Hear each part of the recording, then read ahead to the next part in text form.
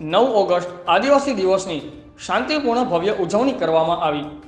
ઈસવીસન 1994ની સાલમાં સંયુક્ત સંઘ યુએનઓ દ્વારા ઘોષિત કરેલ 9મી ઓગસ્ટને વિશ્વ આદિવાસી દિવસ જાહેર કરવામાં આવ્યો હતો।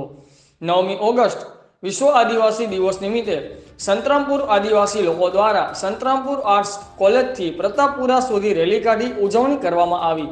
તેમાં તેમના આદિવાસી નૃત્ય ગીતો અને સંસ્કૃતિનું પ્રદર્શન કરવામાં આવ્યું હતું।